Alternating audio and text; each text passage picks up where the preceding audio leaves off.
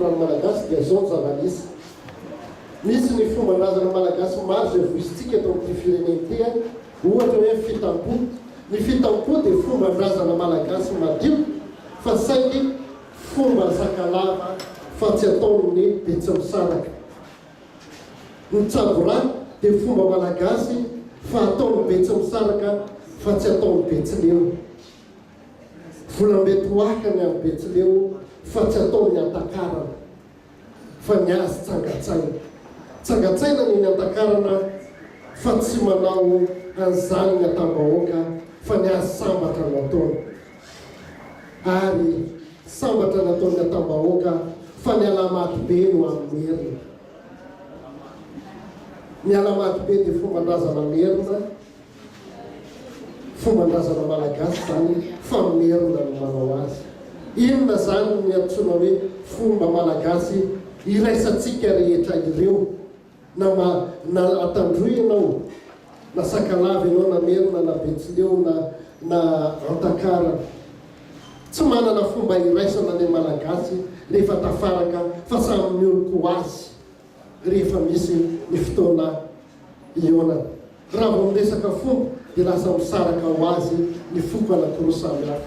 Teo natsapahanay trankulturale malagasy fa inona fomba iraisan'ny malagasy rehetra rehefa manao fomba dia fomba roa ihany mitoviza foko rehetra eto Madagasikara rehefa manao fomban-drazana, na anao tsangatsaina, na anao fitampo, na anao alamady be, na anao ohatra hoe anao sambatra.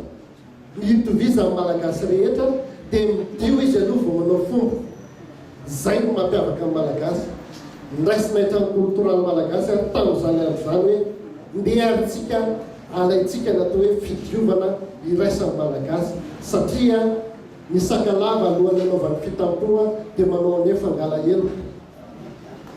Ny Antakarana manao an'le hoe fisaihana, ny merina manao an'le fandrona, ny Atsimo Atsinanana manao fandronan-drika, ny Antanàna manao an'le famotsy. Fidiovana daholo ny endrika izany. Zay no nalaina hoe rehefa midio ty Madagasikara ty dia andao entantsika idio malagasy fa izay fotoana izay no iraisan'ny malagasy sy Madagasikara, satria rehefa mirindra ny olombelona eo ambony ny firene eo ny tany anankiray dia mandroso ho azy ny firenena.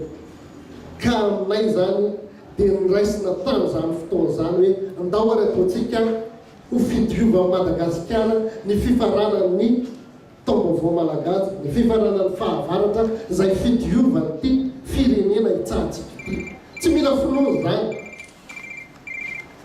tsy mila firazanana zany, fa fahalalana fotsiny izao hoe midio Madagasikara ny vanim-potoam-pahavaratra tahaka izao. Midio amin'ny rivotra izy satria mandalo eto ny cyclone, midio amin'ny rano izy satria mandalo eto ny orana, midio amin'ny afo izy satria mandalo eto ny varatra.